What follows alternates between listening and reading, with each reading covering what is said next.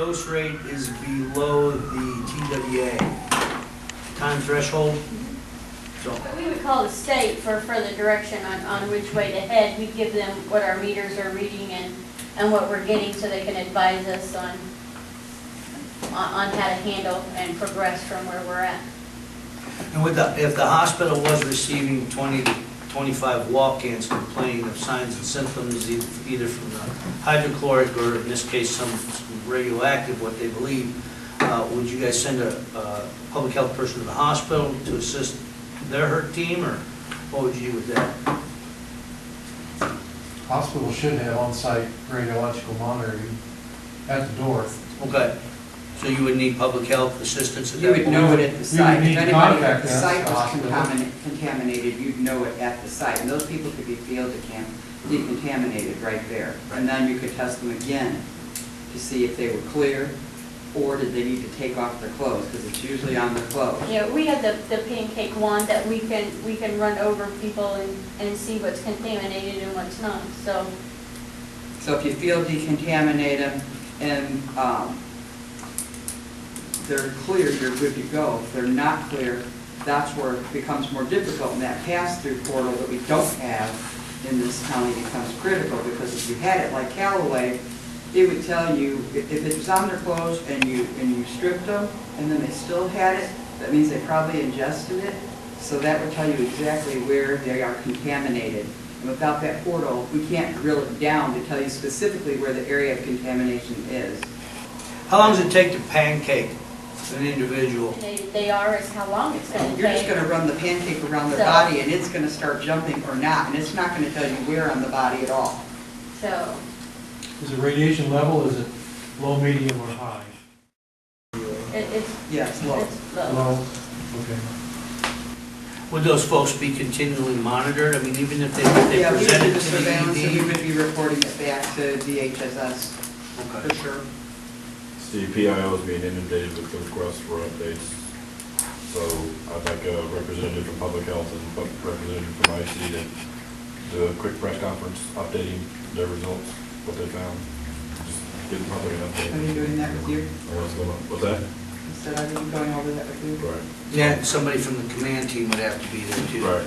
All PIO stuff can't, again, just to reiterate, PIO releases cannot be sent out without prior approval of the incident commander. Right. We're mostly, I mean, we're just kind of telling people, giving them a scope of who, injury numbers, maybe a brief scope of Right. severities, staying away from the area, don't freak out about a warhead, and It's basically keeping us all on the same page, because your incident command doesn't have, healthcare licensure, Right. but they need to be kept aware of what's being released. That's why I want Public Health there is to answer questions about what the public should do as far as their, are we in danger health-wise? Maybe Conservation Department, I don't know if that's a downstream.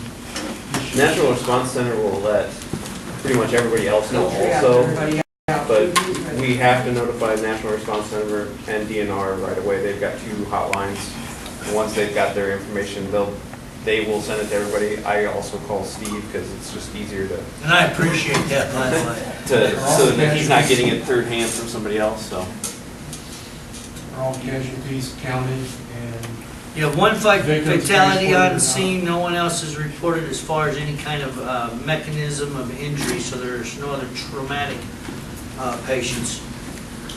Hospital has received the folks that they've got, 20 to 25.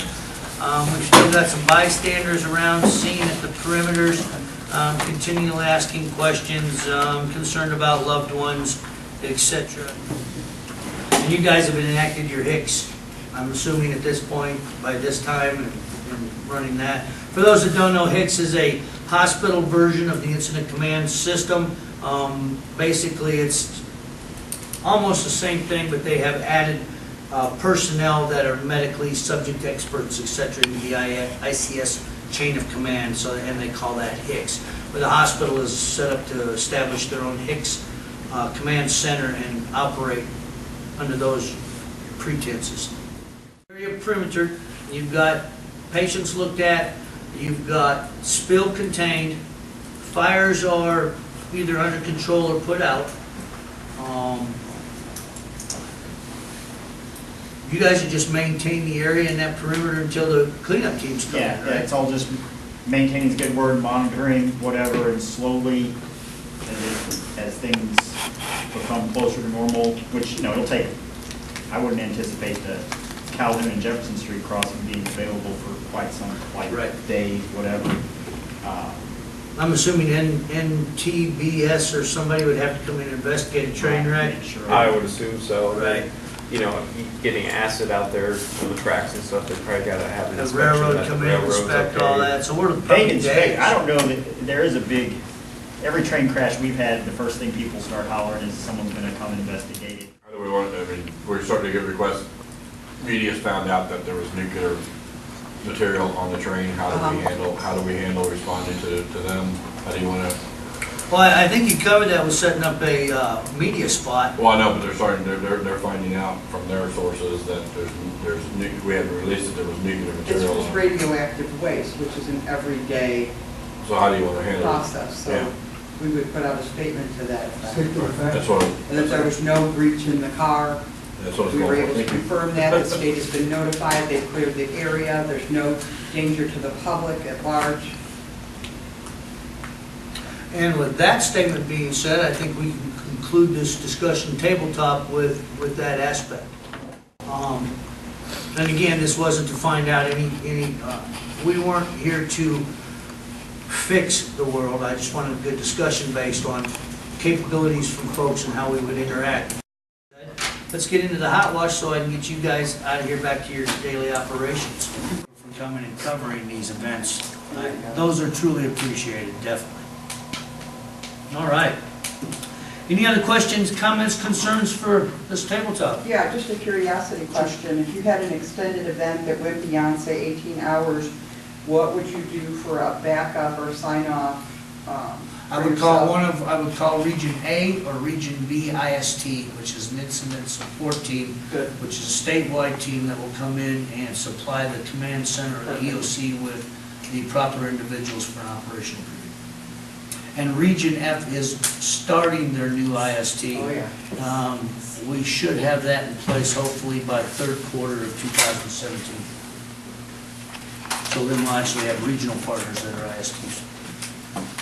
And again, in Region F, I do have verbal and written agreements with all the EMDs from the 13 counties.